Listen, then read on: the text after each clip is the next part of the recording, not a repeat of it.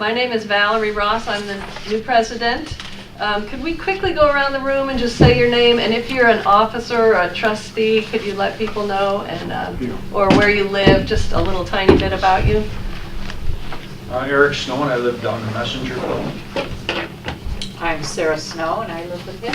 I hope so. I'm Bob Ross, Valerie's father, and we come from Green. Oh, okay.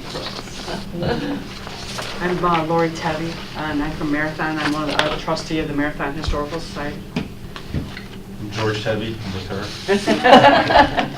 This is my mother, Lori Tebby. We're again with her. I'm Irene Gleason. I'm from Groton. I just fell in. Kathy Phelps. I live with him. Tom Jewett. Dick Galinas, Kipriatis Drive at Creek Peak. Andolinas, same place. I'm Sue Conley. I live here in Virgil, a trustee. I'm Carol Ray Kugler. I live on Carson Road, and I'm the secretary. Yay! I'm Peg Stamp, and I'm supposed to be treasurer. No money, no money. Gary Pelton, I think I'm still a trustee. Marcia Powell. Oh, Mary. And I'm Linda Helms. Right up front. All right, would everyone please review the minutes from the meeting in May? Or the meeting in, was that the last meeting? May, right. Yeah. And, See, we didn't have very many people, as you can see.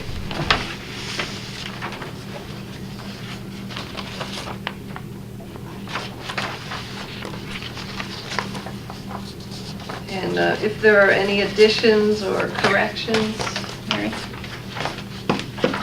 If there are no additions or corrections, then the minutes will stand as printed. And we'll move on to the treasurer's report. Well, as I reported in May, we had $1,776.97 in the treasury, and that's what we have today. And you were just saying that we can pay our dues kind of at any point if we haven't. We were talking about, I guess, they're due for next year, so you can pay them at the next meeting. Okay. Great, so the report will be filed for audit, and the program committee, do we still have a program committee? I was on the program committee before I was president. I have set up some talks for the remainder of, this year and a couple months into the next year. And I think there'll be some really interesting talks. We're going to have Eric Robb from McGraw, who's a train buff. He's going to talk about trains of the Tioughnioga Valley at our next meeting in November. Then John Buck, who's the mill expert, is going to talk about early water-powered mills in March. And Mary Kimberly is going to talk about the New York Central College from McGraw at our meeting in May. It would still be very nice if people had ideas and could get speakers for the future. We're always interested in having locals talk about their areas of interest or history of the area. New business, just very quickly. My goal for this, for my tenure as president, is mainly to increase the membership. I think it would be great if we could get more members.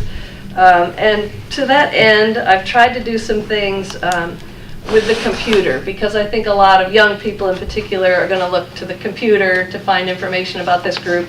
So I've set up a Facebook page. It's not great, but I have the basic information on when our meetings are. My daughter, who's an advertising major at the University of Texas, is making us a very nice professional-looking web page from which I hope we can link the videos of the talks that we have. Sharon Stevens has been kind enough to volunteer to video our speakers, and those are going to be on Channel 2, the local news, which I guess most of us can't get here in Virgil, but it'll air in Cortland. And then eventually we'll get the digital video back, and we can put it on YouTube and then link to it from our webpage. So we'll have a little compendium of talks that we can put on our webpage. The other thing that I think would be nice is if someone would volunteer to make a flyer that we could distribute at the local businesses, just some basic thing, you know, saying the Virgil Historical Society, when our meetings are, what time the meetings are, and then take these around maybe to the churches and the stores and places that people might pick them up, local people that might be interested in joining. So is there anyone that's good with that sort of design, that would design a little flyer and maybe bring it to the next meeting? No worries. No artists, no web designers, no publishing enthusiasts? Go to the college. Yeah. Go to a high school. Yeah, that's true. Maybe my daughter will do that. She's very good about that stuff. She can whip it off in a minute. And just recruit your neighbors. You know, I tried to recruit my neighbor and didn't succeed this meeting, but maybe next meeting it would be nice if we had more people. People put a lot of effort into the talks, and it's great when we have a crowd like this. The other new business that I want to touch on briefly, a few of us were batting ideas around for activities and money-making things. I'd like to pass this book by. One of the ideas Marcia and Sue had, there's a lady named Lynn Alcott who is a writer and was interested in producing a little book like this. My mother and the Historical Society president of Smithville have put together, what, 3 of these books now? So I want to pass it around. You can just take a quick glance at it. These are really great, and people love these. They just get local people, not necessarily ancient old people, but local people that do, you know, have some kind of a tie to the community that's long-term.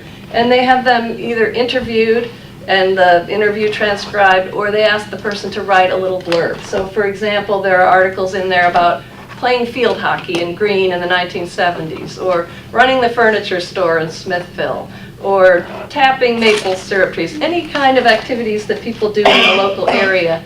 And people really enjoy these books, just very brief articles. So, you know, we were thinking that Lynn Alcott might be interested in doing something like that, and we could start interviewing people about their experiences growing up in Virgil, or running a business in Virgil, or what it used to be like in Virgil.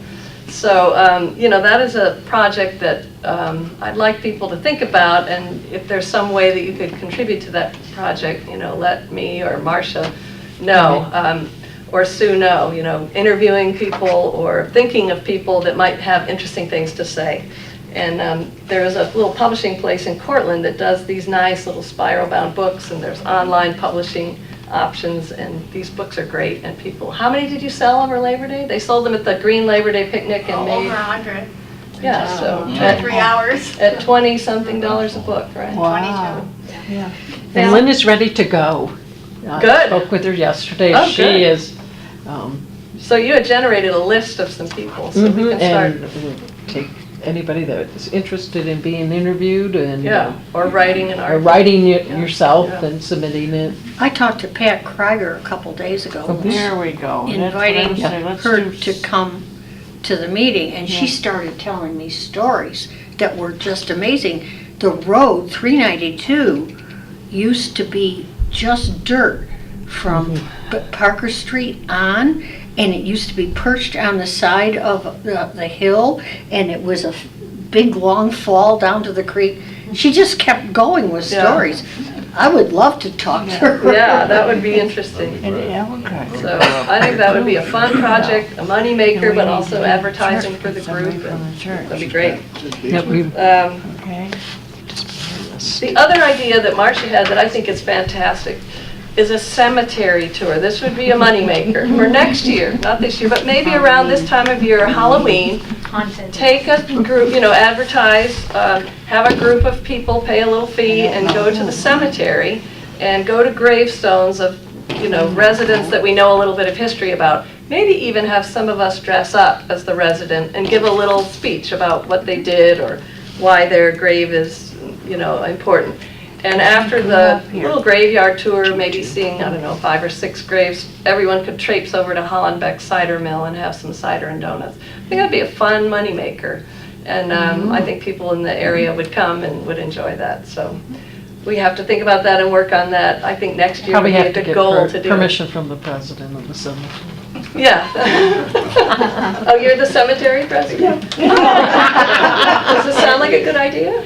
Sounds like a good idea. We'll have them pass by And the not board. do it when Hollenbeck's opened, like this next weekend is. Right, I mean, doing It'll a be around different Halloween. weekend. Right, Yeah. close to be Yeah. Halloween maybe. Yeah. And it wouldn't have to be scary, but there might be some good Oh, come stories. on. Some No, good stories. we need to get Those somebody stories. into, yeah, I did one, or worked on one up in Phelps. And, we had people popping out from behind the tombstones. I go to all of I those. know, I in the was big scared out of my wits. So I was a kid. But it would be fun. Yeah, I think that would be. Just a good- couple little incidents. Yeah. So, again, Marcia's gonna, Yeah. talk to Marcia if you're interested in participating. I think that would be a Yeah, I fun would thing. be. Just don't want you to be dead in the cemetery. No. No hanging from trees, nothing like that. We can pop out of graves. So, increased membership, think about the cemetery tour, and think about one of these books. Books, You know, I think that yes. would be a fun thing to do. There's plenty of people that could tell good stories, and if we have a writer, then we're all set. It's just a matter of trying to gather the material. We'll move on to our program. We have I'm very excited to introduce Linda Helms. You are a former president of the Virgil Historical Society. For many years, yes. Former town clerk, too. And the cemetery person, so has her hands in every pot. She's going to present to us a talk on processing wool, how the early settlers in the Virgil area would have turned their sheep into clothing or blankets. And as we know, sheep were a very important farm animal to the very early settlers. They didn't really have dairy cows early on. They had sheep because they were very hardy and were smaller and could be transported easier. And they did a lot of spinning and made their own clothing. It was a way to be self-sufficient. So Linda's going to show us how they did it. I'm moving. I am Linda Helms, and I live just about a mile that way. I live on the Owego Hill Road. Right now I've got 14 sheep, Corriedales and Corriedale crosses, and I just purchased a Delane Merino Cornwall cross. Every breed of sheep has its own niche. The Delane Merino Cornwall is extremely fine, lots of crimp. Some processors don't like to process it because usually the finer fleece have more lanolin in them and it's harder to clean. So usually if you send it off to be processed at a commercial processors, they will charge you more to process that. Corriedale sheep are usually what's known as a medium fleece. Without boring you with the details, there's every fleece, every animal is compared against the merino. And there's two different counts for the size of the fiber on the animals. I have never taken a course in it, so rather than give you incorrect information, I'll just leave it at that. Some breeds are extremely fine and they'll go all the way up to extremely coarse. My ram is black. When I cross them with my white girls, sometimes you'll get black, sometimes you won't. In sheep, the black gene is a recessive gene, so both male, the father and the mother, have to carry that black gene in order to have a black baby. It's not like you take a black with a white and automatically get a black. It doesn't work that way with sheep. So you never know what you're going to get. And sometimes I'll get what's called piebald. I had two nice piebald sheep babies last year. They're black with white. They look like a Hereford. White feet, white on their heads, and they're just really, really nice sheep. I'm delighted with that merino Cornwall cross. When I shear my sheep, I don't do it myself. I have it done. That's another art all in itself. We will trim for show. My granddaughters show the sheep.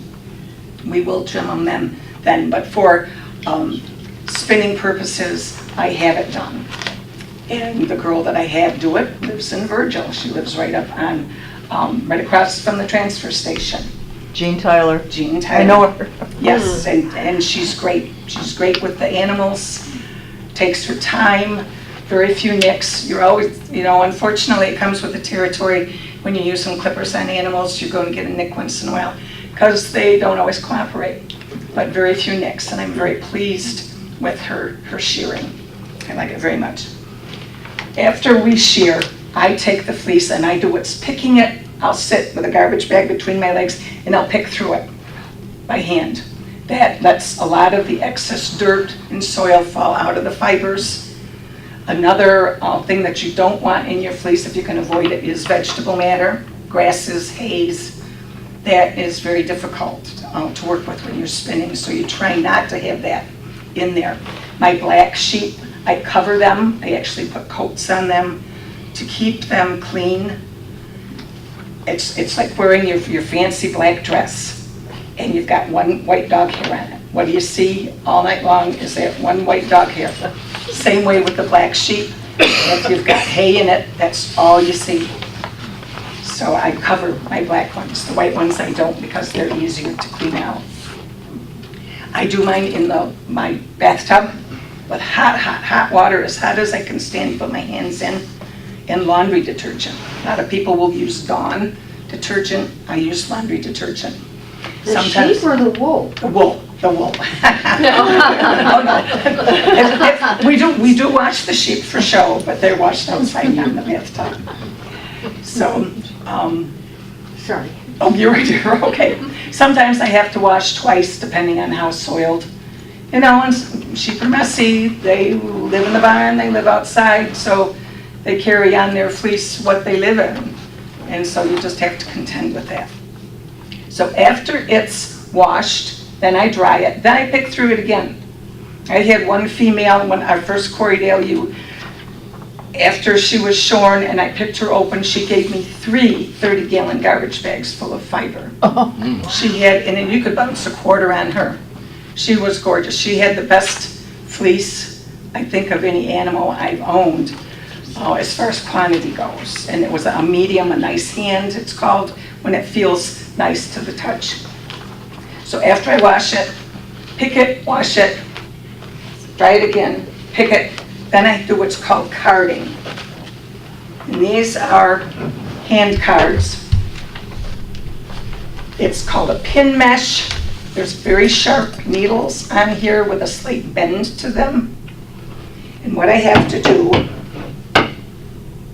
is take a piece of the clean wool. Of course, this has been carded many times, so it's quite lumpy bumpy. But I put some on the card. You don't want to fill the card up too full. Sometimes less is best. Then I take the other card and I walk up it, like that. And what I'm doing is I'm aligning the fibers,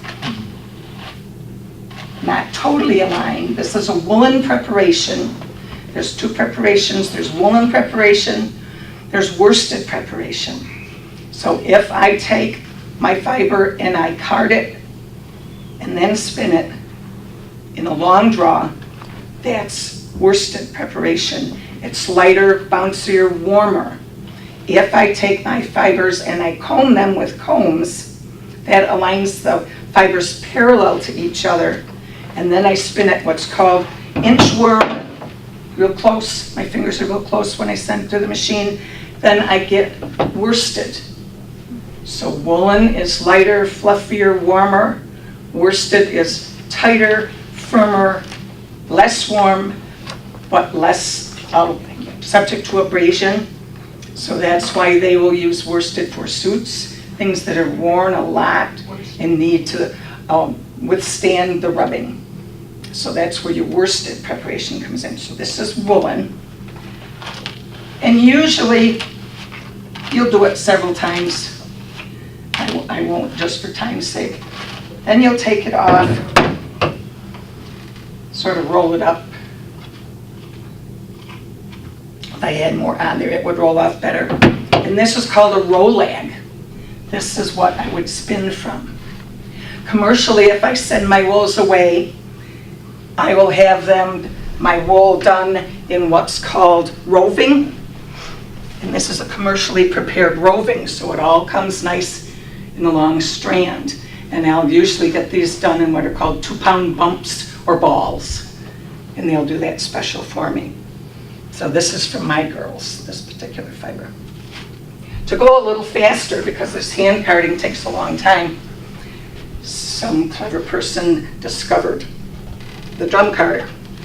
which is basically the same idea. It's got pin mesh here on what's called the liquor in, and this is the large drum. So let's see if I can do this backwards.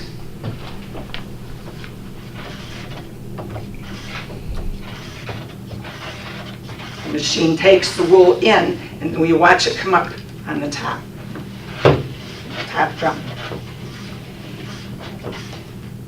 This is the time that I can blend my fibers if I want to blend fibers. Say if I want to do Angora rabbit with my wool, I'll take 10% Angora rabbit by weight, and I will mix it. And if I do that, if I mix fibers, I find that I have to card at least 3 times to get a good blend. So you have this huge pile of bats. This, if you fill this whole drum up with all this, this is the length, this is part of a bat that I took off. So if I fill the whole drum up, this is the size it would be, only about that wide. That's called a bat. So if I want to spin from a bat, I would just break it down like that and spin from the individual ends.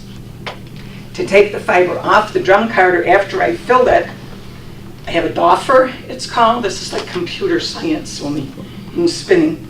And this goes into a little groove in the pin mesh. And then you just back it up and you can take it off like that. Only you just have to imagine that the whole carder is full when I would take it off. So then I get to spin. And that's when I decide, do I want to, this would actually, I would do what's called a semi-worsted. I prepare the fiber worsted like I just did. And then I like the inchworm draw on it. So it's kind of a combination of both worsted and woolen together. Let me go up front here. I have lots of samples of things that I've spun, and I can pass these around if you'd like. You can blend anything you want. This is wool with silk noil it's called, these little nubbies. They're left over from the silk industry. Now I'm sure our forefathers didn't have silk, so they would usually just do the plain wool. And because it takes so long, it took me a couple years by the time I processed these fibers from raw and then knit it. It took me 2 years to make that sweater. So that's why they only had one good Sunday go-to-meeting outfit. There was just not enough time, to do it. So you had your basics and then probably one good one. So the mixing of stuff wasn't done so much back then. Back to the carding part, and we had talked earlier here before any of you showed up. Scanning Atlas was a producer of what was called Fuller's Teasels. This was, I don't know exactly the date, but it's a special variety of teasel that they grew when they were one of the largest producers of those teasels, I believe, in the nation. And they used them in the carding industry. So that little crook on the end of this particular teasel, they would set them up in the machinery. I'm not sure just what the machinery looked like, but those would do the carding like the pin mesh would do. So Scanning Atlas was very famous for that at one point in time. I tried to find some information on the web and I wasn't successful, so I wasn't plugging in the right question, I guess, when I did it. The Syracuse PBS show just had a show on barns, and they went to Marcellus and Skinny Atlas, and there was a teasel barn that they were talking about, and they said that they were the biggest, like they did like 85-90% of the teasel crop for the wool production. Yes. And they just happened to be about a barn that where they stored the teasel. Yep. So somebody does have that information someplace. And is the teasel plant, is it just a bull thistle? Is it a special kind of thistle? It's that teasel, and it's a very distinct Yeah, it was a similar machine like this, except that the teasel's actually mounted on the drum And there. I've seen them mounted on hand cards also. Yeah. In Marcellus, on that road that leads due north to Camillus, goes eventually down to Route 5, there was a creek that went down through there, and the water power was used to power carding factories. And I guess small fingers were an asset, and the children, including my grandmother and her sisters, went to work in those mills when they were 12 and 13 years Wow. old. Very nice. There were carding machines here in Virgil too, on Virgil Creek and Gridley Creek. So we lose track of this stuff, you know, and I find it very interesting. Even sheep are not native to this country. They came over with the conquistadors. So, and as long as I'm talking about that, there's a variety called Navajo churro. We go back to the coarseness. If I were to send this around, Navajo churro is from the conquistador time, and it's usually found out west. It's a western variety of sheep, and they're used to eating, scrub anything they can find. So I was told at the state fair, which is where this fiber came from, that if they're in New York State, and I believe there's only one certified herd in New York State of this Navajo churro, they have 4 horns, 2 that go up and 2 that go down, like a Jacob sheep also has 4 horns, or sometimes 6, I guess. But if they have good feed, like in this area, their fleece isn't as good. They've been bred, you know, and lived in that climate so long that the warm weather is what they need to produce a good fleece. And this is what our Native American, the Navajos, use for their gorgeous rugs. And this is because it's really tough. Now this is a dual-coated animal, if you can see. This is the hair coat. The outside has this hairy, very definite hairy feel to it. It's hard to see because it's white. Yeah. And underneath, there's a more downy, a soft, not really downy, but a softer fiber. So there's 2 Navajo churros here, and you can see the range in color. But they're very important to the Native Americans. And it's on the Conservancy. It's kind of endangered. There's not a lot of them. So people are trying to preserve them. And at one point in time, they brought other animals in. We always have this need to improve stuff, right? So they brought in other types of sheep and started breeding them with the Navajo churro. Well, the Indians were smart enough to hide some of the original stock in the valleys out there. So after they realized that these crossbred animals are eating everything in sight, are not as good browsers as these churros are, and they were actually destroying the habitat, that they decided to get rid of those. And it's a good thing the Indians had held on to the original strain of the churro, or they'd be lost. So sometimes, you know, we have great intentions with what we try to do, and it doesn't always work out. So that's Navajo churro. Now here's another one. This is Moorit. Moorit is a color, actually. And I believe Moorit comes from a Gaelic word that means red like the Moors. So that's where the name comes from, M-O-O-R-I-T. This to me has a kind of a harsh hand. I did put it in a sweater, but I did not enjoy spinning it. I wanted the color, so I purchased it because of the color, but it was not fun to spin. So I was a little disappointed. And spinning has kind of become the sport of kings. This is getting very expensive. I paid $26 a pound for this fiber because I wanted the color. And then you get it home and you're disappointed in it. It's like, oh, okay. So there you go. Here's another thing you can trip over sometimes. This is called mill ends. Oh, that's pretty. I love this color.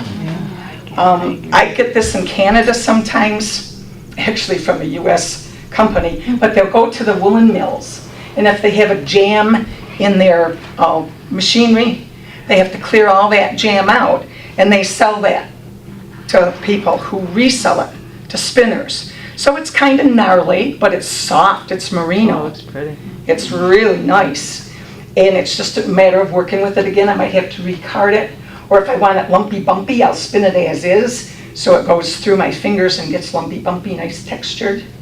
I found after you learn to spin and spin smoothly, it's very difficult to make a textured yarn again, because you've trained your fingers to do it smoothly, so to get the texture back, you really have to think about it. So that's another possibility for fibers. You know, when they didn't have all this many, many years ago, they had their own sheep and that's what they used. And they made do with what they had. Another interesting part of wool is its ability to felt. On the surface of the fibers, and this will vary from breed to breed, there's a scale structure. In those scales, if you put it in hot water, then in cold water, those scales stand up. Then if you agitate it, they grab each other and they won't let go. So this is felting. Now this is actually done with a needle. They're little barbed needles. They're very sharp. I did not bring one with me. But they're used to make felted blankets commercially. They have millions of them on these huge decks, and they spread the yarn out or the fiber out, and then these needles go up and down, and they're actually pushing the fibers together. If I turn it around on the back, you can see where some of the color has pushed through to the back. So that's needle felting. I really enjoy needle felting. Which wool, Linda, comes off your sheet? The white down in the basket, or in the plastic bag. This is off my sheep, and this is what's called a double boucle. I just got this back from the state fair. I do compete. This got 4th place. The lady wanted it softer. I'm not sure how I could have done that, but that was her comment. So one judge's comment on one day. It may be totally different if you do it again. Sheet more. So this is double boucle. So lumpy bumpy, nifty, a lot of fun. Besides the wheel, there's other ways of spinning. I have in here, these are supported spindles, and these are Russian. These are old. We did not use these in this country. Normally ours were done on the wheels years ago. But this is traditionally how they were spun. You have these are supported spindles, so you'd have a bowl on the table. This one you hold between your knees, and you set that on the top, and then you would spin it like this. My fingers don't work so good anymore, so it's difficult. And then you would long draw off the top, and the spin would run up through the fibers that are in your hand. The Russians are known for Orenburg lace shawls. Has anybody ever seen an Orenburg lace shawl?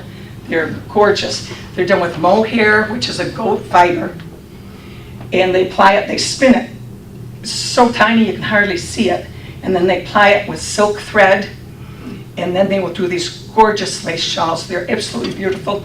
And some of them you can pull through a wedding band. They are so finely knit. They're just wonderful to behold. I would love to own one someday, maybe. So these are the old ones. Usually the longer ones are used to ply. If you spin a single, it's called, which is one yarn all by itself, and then you want to ply it, wrap it around another single to make a double ply, then you would use a longer shanked. So this is a better example. Here's the spin. See how tiny that tip is? So this is what they're using now for these Orenburg lace shawls. And the older Russian ladies, they keep these patterns in their heads. They don't share them.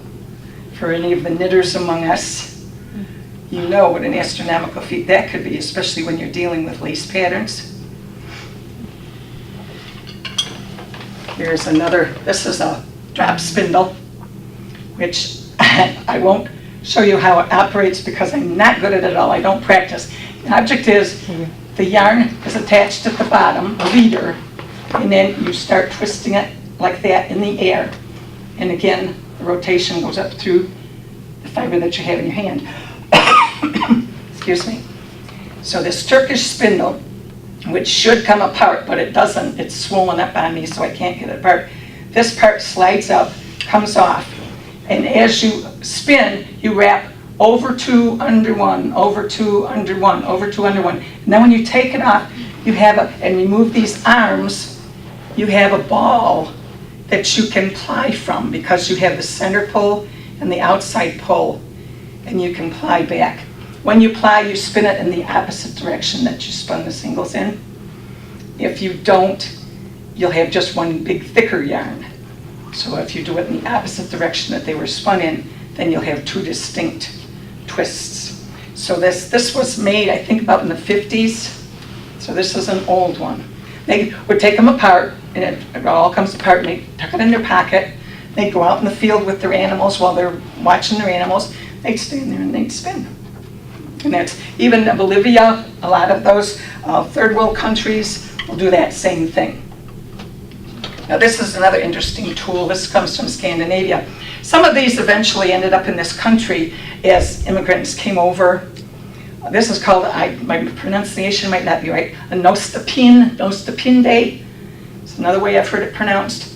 You can do another wrap your yarn on, your single on in such a way that you can slide it off, and then you can ply from that ball of yarn too. So this is a nostapinde. So all these little neat gadgets that people developed on how to do it faster. This is called a lazy Kate, and this is what I put my bobbins on when I go to ply. So I run it back 2 or 3. I can do 3 if I want to do a triple ply, 3 ply. So that's my lazy Kate. And then someplace here, I have what's called a nitty knotty. This is a neat gadget, 18 inches apart. So when I wrap a thread up, down, and around each arm, I have a circle of 2 yards, approximately. So as I add on, it's going to be a little more than that because it gets thicker as I wrap on it. So this is available. And then if you want to know about how many yards you've spun, you count by 2, 2, 4, 6, 8, 10. And that'll tell you about how many yards, approximately. You're going to have more than that. So, and that's a help for the people that need yardage counts for their patterns.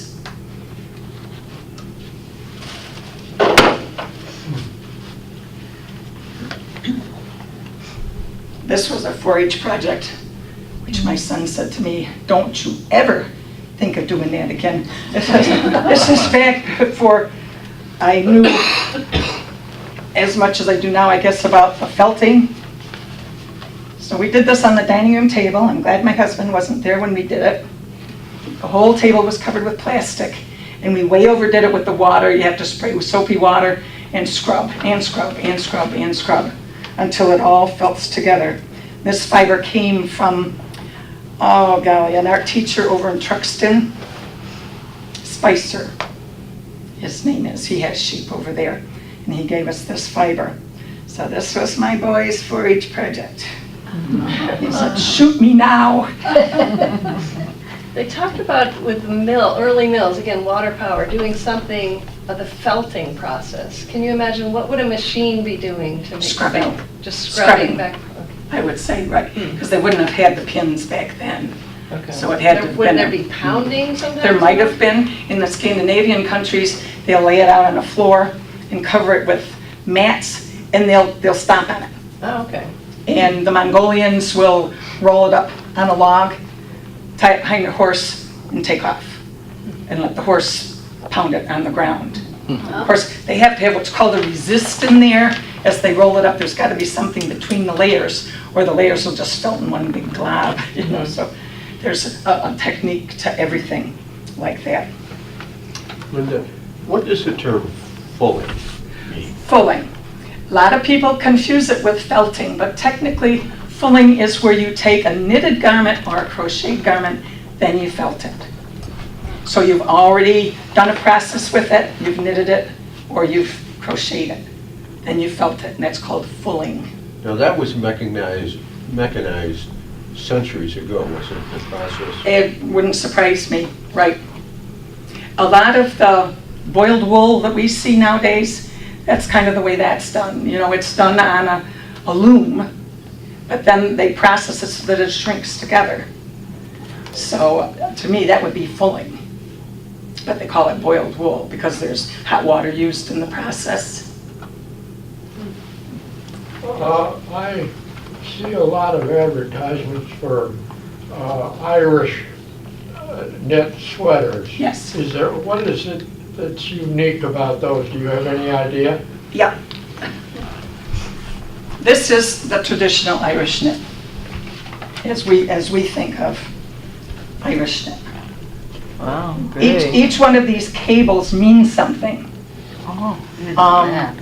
Friendship, love, togetherness, strength, and I can't tell you the exact.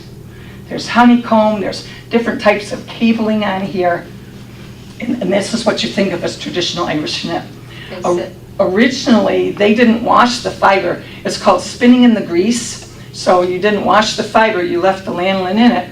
That way, for the fishermen that went on the boats, the water would beat off the sweaters. Hopefully. If you get one of these wet, it's a lot of weight there. But with the lanolin still in it, they're going to be more water repellent. So this is your traditional Irish knit. And this is more of a Norwegian type of a sweater. And this is all natural color fiber. None of this has been dyed. That's beautiful. Very pretty. And that was the 2-year one. I got a fleece in Maryland. John took me down to Maryland. And I bought that the chocolate fleece. And if you don't cover your dark fleece, not only do they get soiled, they'll sunburn. And usually the tips turn red. It's all right if you want it red. I've got one right now that's red, and I'm going to make a felted orangutan out of it. But if you want the clear brown, I had to clip all the ends off, that whole fleece, before I could even pick it apart to wash it and work on it, just because I didn't want that red in the final sweater. That was just my personal choice. So it's kind of whatever, floats your boat. How did you acquire all your skills, Linda? Or did you just self-taught, or? Yeah, more self-taught. I had a friend that took me to the Black Sheep Spinners Guild, and she let me use her wheel, and she handed me some fiber, and she says, go for it. And that was it. So that's how I started. So this is another combination. And some of these, again, aren't traditional old style, because there's beads on here. There's Angora on the light gray on the top, but it's all natural color, and I just enjoy. I'll take a pattern and I'll kind of alter it. This pattern had sleeves and I think maybe a zipper up the front, so I eliminated the zipper and I took the sleeves out, and that's what it ended up to be. And this is one I did this year. I about lost my religion on this one.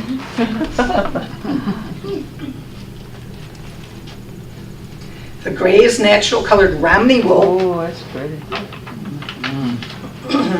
Half of the battle for the knitters here know it is translating the pattern. I had a terrible time with this butter. So it has a zipper. That's my first zipper attempt. YouTube, I love YouTube. That's the back. Very nice. And this is the mooret. See the tan? This is that mooret that I did.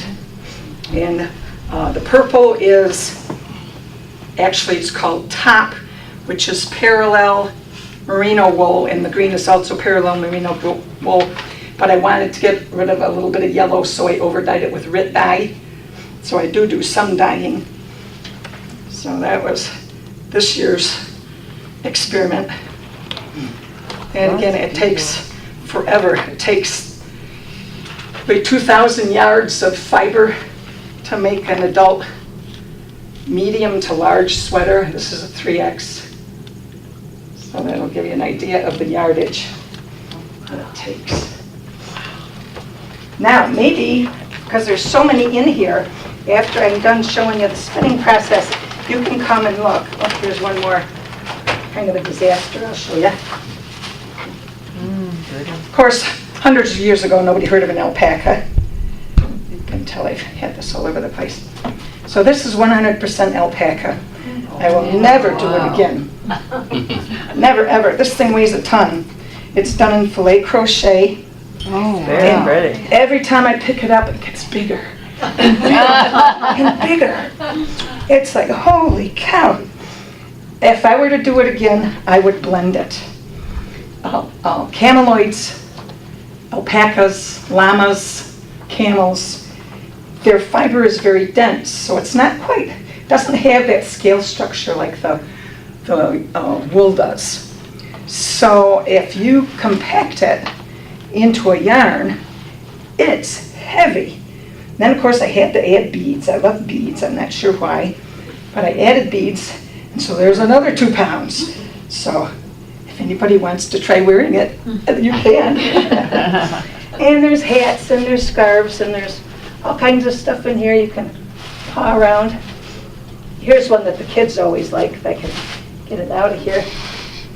I used to do the extravaganza for the 6th graders in the Cortland City School. They always like these. These are dyed with Kool-Aid. Kool-Aid is a tremendous dye. I've had this for 20 years out in the blazing hot sun, and it hasn't lost half of its color maybe. For 20 years, that's not bad for being in some of the conditions it's been in. So this is from my girls. This is my fiber. So now that I've carried on about that, I'll show you the spinning process. This is a Lendrum wheel, and this one comes from Canada. I believe it's Canadian white pine. I think, now I hope I can get this so people can see what I'm doing.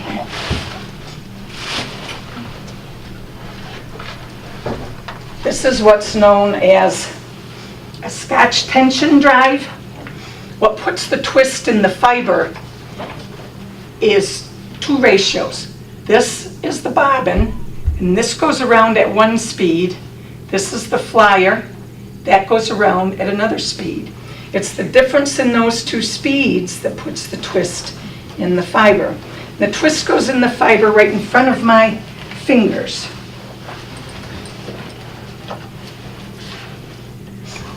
I have what's called a Scotch tension or a break. This little string that I can adjust with this knob. That tells the wheel how much pull to put on the fiber. So if I want it really kinky, I don't put much pull on it. If I want the machine to take it out of my hands quicker, then I'll crank up the tension on it. If you put too much tension on it, then it's not going to work. It's just going to break it. So. Did you purchase this new, or was it given to you? This was used. All my wheels are used. I've never purchased a new one. New ones, Ashfords from New Zealand, can range probably $400 or a little over for a new one. And you have to put it together. It comes in a box. I have 2 used ones. They've been refurbished and they spin beautifully.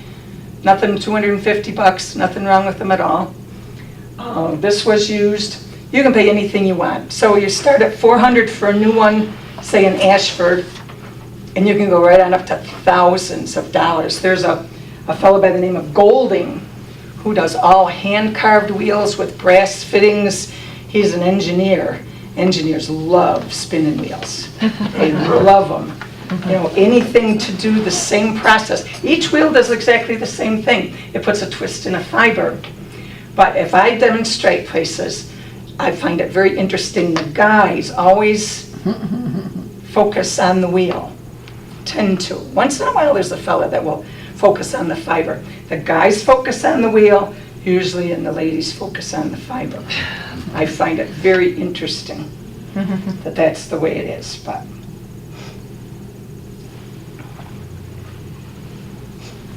so I have attenuated this fiber, and I'll show you what that means, I think.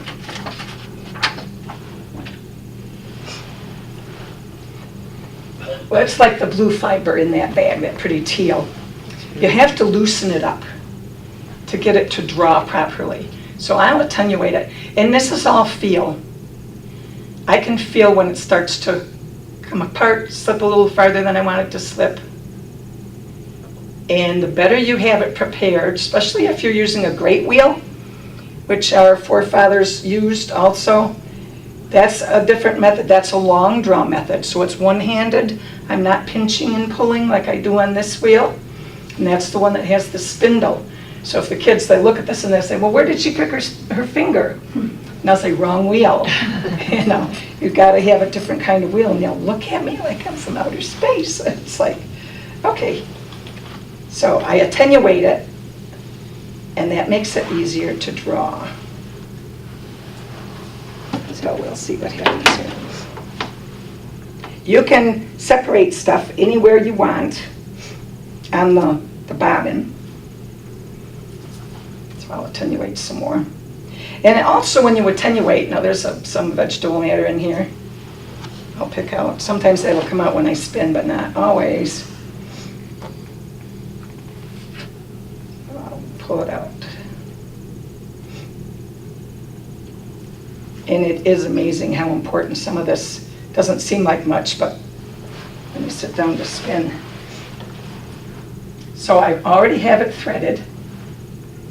The yarn comes up from the bobbin through this hole, and this moves. I have to manually adjust that. And that just tells the yarn where to wrap on the bobbin. They have what are called woolly winders now, the engineers again, that automatically goes back and forth. The one advantage to that is you get a nice smooth fill on your bobbin.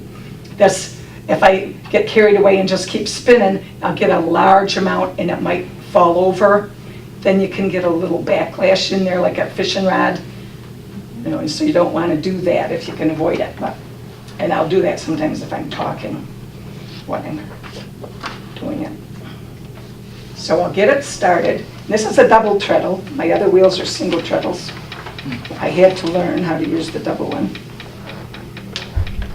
And I don't know why this bobbin clicks. It always has and always will, I guess. So I pull back. So I pinch with my left hand, pull back. So this is what's called the worsted preparation. See, it's like an inchworm.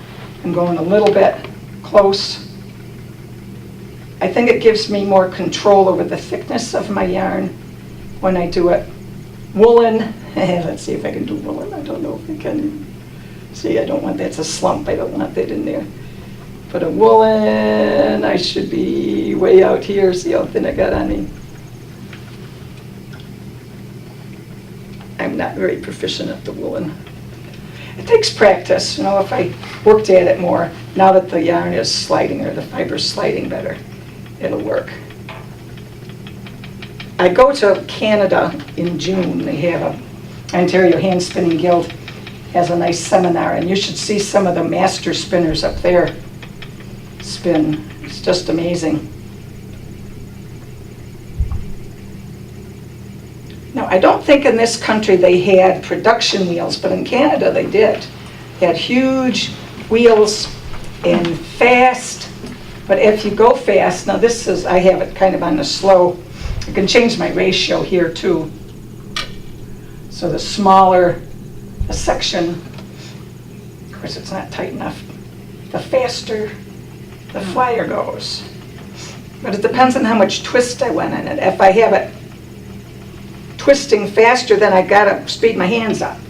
So if my hands get lazy, then I get too much twist in it. And it depends on how lazy I feel like spinning for the day. So what is the hard part of this when you're learning? Is it getting the thread all? It's coordinating your feet with the pinch pull. It's the pinch and the pull, the pinch and the pull, the pinch and the pull. Once you get it, it's like riding a bike, and it's always going to be there. But until you get it, and what's usually going to happen, I won't do it because it drives me crazy, this will break and it'll suck on the wheel. Mm-hmm. And you're thinking, oh, where did the end go? Right. If you're doing real fine yarn, I've been told you take Scotch tape, or you take a toothpick, or you take a toothbrush and scrape it across there and try to find your end. And that, you know, and about 10 times of that sliding out of your hand and flopping back on the bobbin, you want to go, I want to go home, and I don't want to learn this. But all of a sudden, it'll take right off.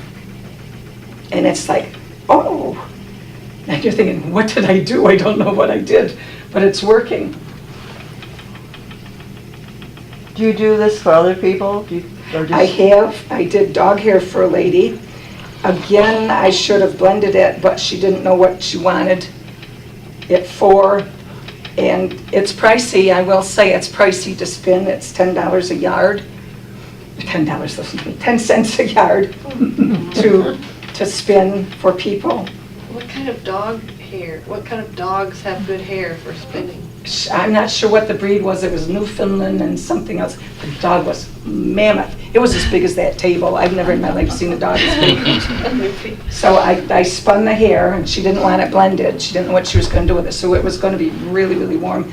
And by the time I got done with the fiber, and I called her, and the dog had passed away. So, you know, I felt very badly calling her and telling her she owed me money, but, you know, she was delighted to get that fiber back. So I don't know, she was not a knitter herself, so I don't know, she might just have put it in a box and, you know. Oh, I'm just sure she had somebody to kept put. it. I would think she did something with it. So how many hours can you do that at? Yes. If I demonstrate at the state fair, we'll do it from 10 to 2, so that's about 4 hours. I used to do it at the Maple Festival, so that's 2 days in a row, all day long. Oh, So it's, once you get into it, it takes me, well, this I started at the state fair, so that's 4 hours worth of spinning on one of these. This holds about 4 ounces. To translate that into yardage, that depends on how thickly you're spinning. So, it takes a lot of time. yeah. It Yeah, when takes a you're long knitting time. them, you can see, as we know, as you see, you can see what you're doing and how you're going to lie, and then, whoa. Yep. Any other questions? I don't think it's for me. So if you had a loom and you wanted to make like a blanket, it would still be this same thread. You would just have a different process for. You'd have two types of thread, actually. On your loom, the warp, which is the part that's put on first, that you weave between, Yeah. that you want churro, Navajo churro, something really tough, because when you slide that shuttle in and out, you want it to be strong or it's going to break on you if you abrade it too much with your shuttles. So the warp has to be spun very tightly and with a good rugged fiber to do it. The rest, this would be a fine weave weft on it. I am not a weaver. I once had a lady tell me, she said, well, sweet pea, she says, you're either going to spin or you're going to weave. There's not enough hours in the day to do both. Although I know some women that do it both. It's tougher, like today it's a little tougher because it's hot. And it works better cool. Well, even knitting works better when it's cool around. So when you stick those two pieces of wool together, just the twisting process holds them together. Yep. And that's another trick. Oh, excuse me, I got a drippy nose here. The fibers that are slippery are going to be harder to join. So if you're doing alpaca, straight alpaca, that's going to be a little more difficult, and you're liable to be able to see the join. Even now, if I don't do it properly, you can see where I join it. Sometimes you can eliminate that when you're knitting. If it's not a real big clump, you can sort of grab it and pull it and it'll come off. But you've got to be careful doing that because sometimes you'll break your yarn. Once you've broken it, can you put it back together? Yeah. So it's just a matter of, Well, okay, but if you broke it and it ended up there, when you find your end, you can put it back together. yep, just pull it back through the different orifices there that it has to come through. And just it's a matter of laying it on top of itself. See how it even, as soon as I let go, it wanted to run up in it.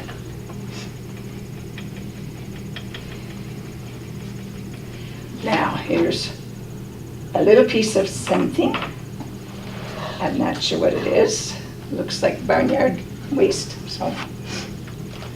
You talked about drying it. You dry it in the dryer or just out in the sun? If you put it, you can put it in the sun. If you put it in the dryer, you'll felt it. What I did with Do you want to clean it? Yes, please. I don't know what I did with my purse, thank you. I'm just a drippy mess here, my sakes. It's humor. Can you open your window? That window could have been open. Can you open that one for me?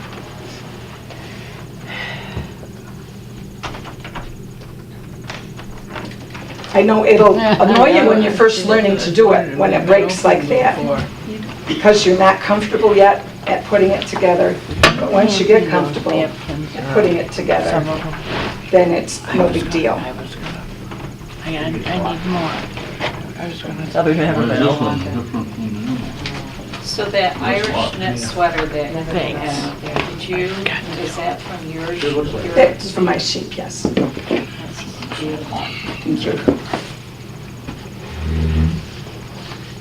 They usually have nice fleece. Now, last year, and I'm sure that our forefathers found the same problem, different things will affect the fleece. If they're ill, the animals are ill, you can get what's called a break, which is one layer. If you pull the fiber, it will actually break at that spot. And that usually means they were sick or weren't feeling good or something put them off, and so the growth of the fiber changed. Or there's what's called a tender fleece, which is sort of, you pull it and it breaks sort of all over. It's kind of crunchy, actually, crunchy feeling. And last year was the first year I've ever had a break in a fleece. And I blame it on all that wet spring weather. The fleece just got beat awful. They were probably the least nice fleece that I've ever had was last year, and it's because of the weather. So how many sheep do you keep just for the wool? Try to keep like 5 around or 10 or? Well, I've got 14 right now. And you eat fiber too. So do you milk your sheep? I don't, no, we breed them for the Easter market, so they nurse their babies. Okay. So they're dual purpose babies and fiber. And I now have, because of my nice ram that I got one beautiful girl. Her name is Blackberry. And I must toot her horn. She won grand champion fleece at the state fair this year. Wow. Congratulations. Jet black and beautiful. And your ram is black too? He's black, he's got a white face. So you'll end up with your black. So, yeah, and then I've got another one, I should cover her, she's the one that had the red tips. Now she turns red on the tips. Blackberry doesn't, although I cover Blackberry, but even the back of her head didn't get as red as the other one. So there's just a difference enough in the fiber from one animal to the other that the one turns quite red. So it's really interesting. I guess so. I have a couple books on the table if anybody's interested. There's one that's very, very nice. It takes a lot of the breeds and talks about their history, just very short on the history, whether they've come from islands like Hog Island off Virginia. There's a conservancy there for the Hog Island sheep, although they've removed them from the island. And usually island sheep are very small because they're on very small areas and there's not a lot of forage for them. So the island sheep will be small. There was a fella in Genoa that used to have Hog Island sheep, but he has passed away and I don't know if they have the sheep anymore. I don't know what became of them. In Virgil right now there's sheep on the Coney Road. I don't know what the breeding is. There's sheep on Route 392, the other side of Great Peak.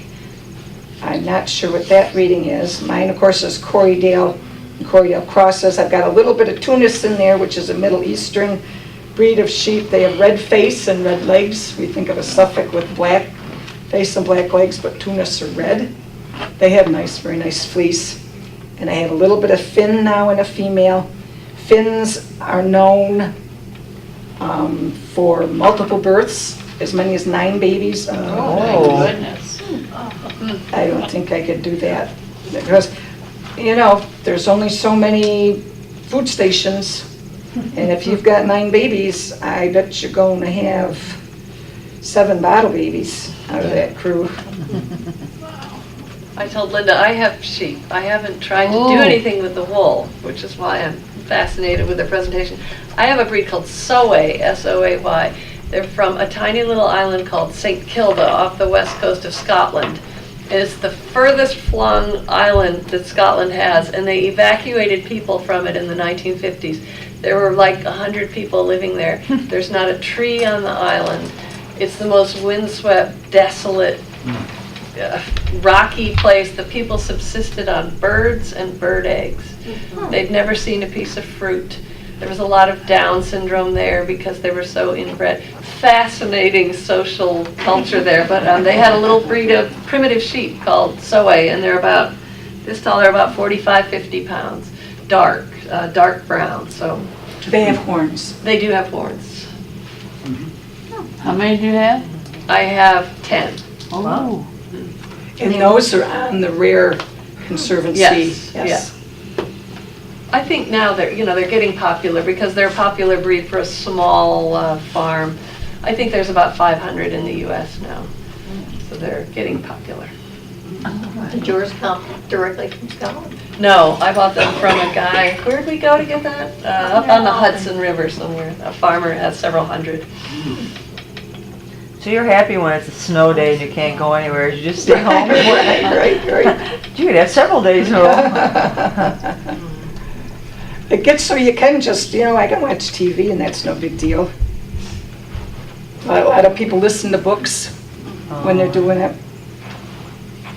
Or, if we get together, there's several of us that we don't really have a guild, but we'll get together and you just chat while you're doing it. And some people are spinning, some people are felting, some are knitting. So it's, whatever you want to do, fiber stuff. Oops, there's another. You can feel, and a lot of it is feel. There's another piece of, actually that looks like a burdock. Ouch. Who dyes your wool? I dye some of it. Some of it is commercially done. That's another art all its own. There's a girl in green area, not really green, but almost green. Lisa Marion, her name is. And I want to tell you, she's got an eye for dyeing. She does fiber. This is her business. And I know there's a girl in our guild who took a Dixie cup. It had 2 or 3 shades of orange, and there's greens, a couple colors of greens. I think there's some grays in that cup. And she took it to Lisa and she said, I'd like a big bag of fiber dyed like that. It was spot on, I want to tell you. She just got the eye for dyeing.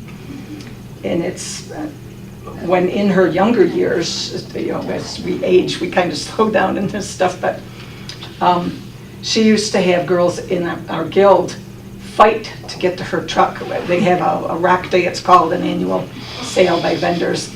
And they would beat each other up with sticks trying to get to her fiber. Beautiful colors, beautiful fibers. She has her own sheep and she processes it herself and dyes it all herself. And it's beautiful, it really is. She does an excellent, excellent job. Matter of fact, she's where I purchased my drum carder many, many, many years ago. So this is a single, and if I want to do a double ply, I will fill 2 of these bobbins, put them on that Lazy Kate that I showed you earlier, run it back through the same orifice onto an empty bobbin. Usually I have a larger bobbin because it's going to take twice as much volume to run it back on because I'm doing 2 bobbins.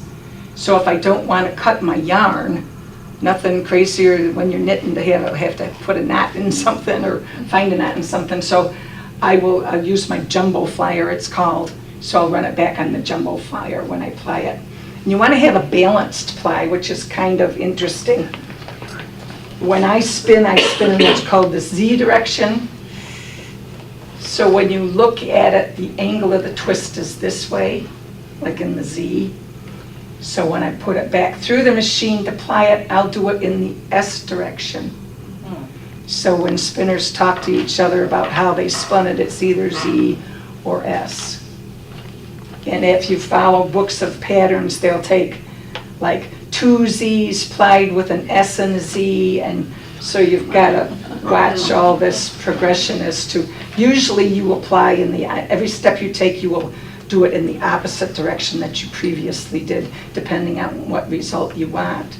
If you want kind of a crazy texture on there, then, you know, you can alter that however you want to do it. It's your yarn, you can do it any way you want. So that's another nice thing about it. I know some people are very technical about it. They'll actually count their twists per inch. Now I have a handy little gizmo here. If I want to know approximately my twists per inch, there's an inch cut out, and you loosely wrap this around, and then you count. That'll give you the twists per inch.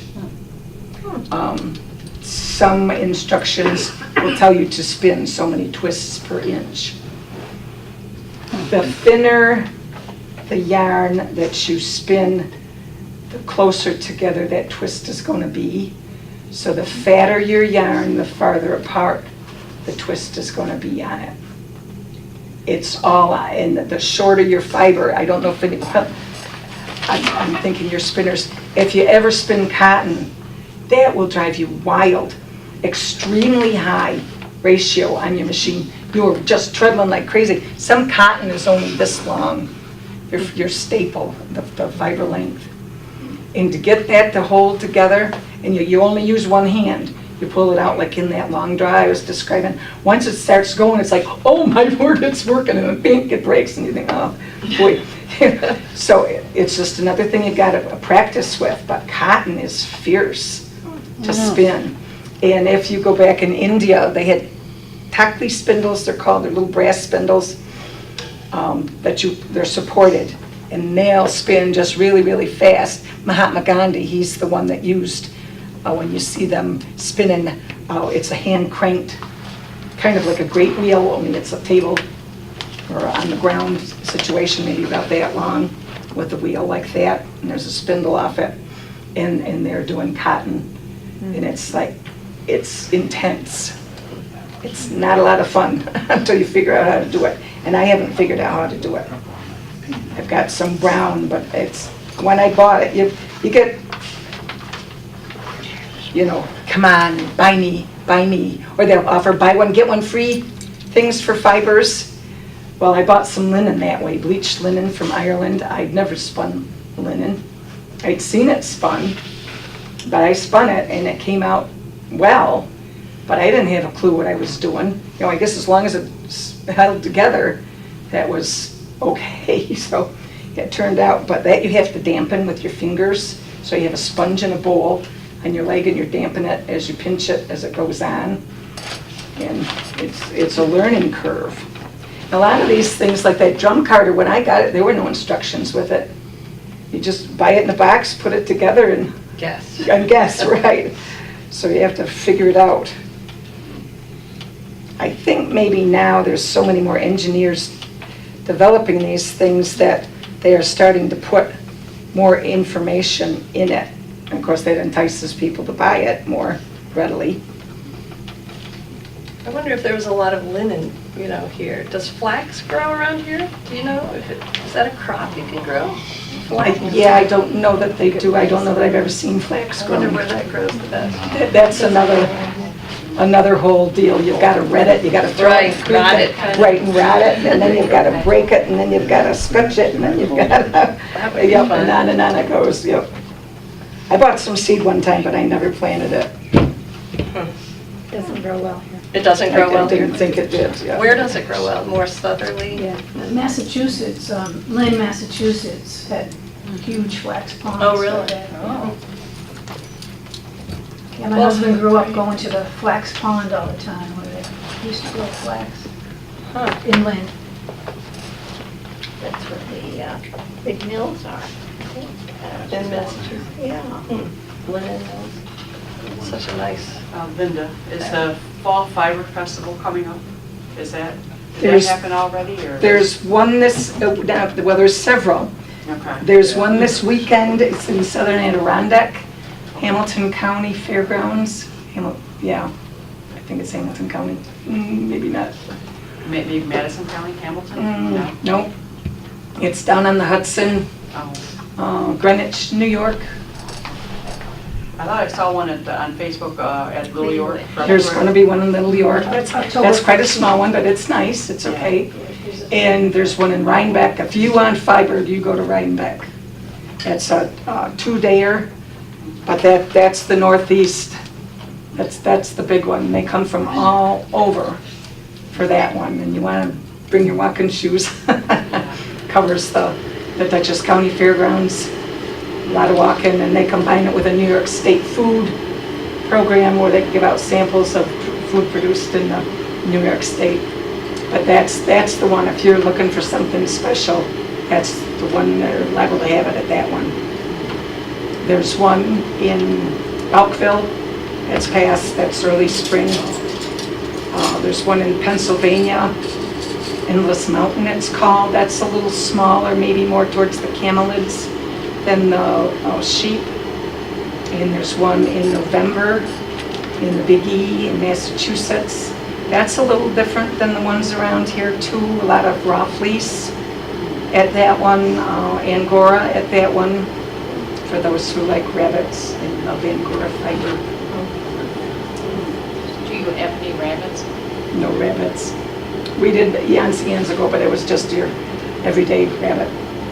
What I always thought was funny, an Angora rabbit gives you Angora, an Angora goat gives you mohair. So. Do you have goats? No, I've never had a goat. No. We've had sheep and hogs and beef cows, dairy cows, chickens, but no goats. No special reason, I guess. Just never have. Well, Linda, thank you so much. You're I welcome. thought this was great.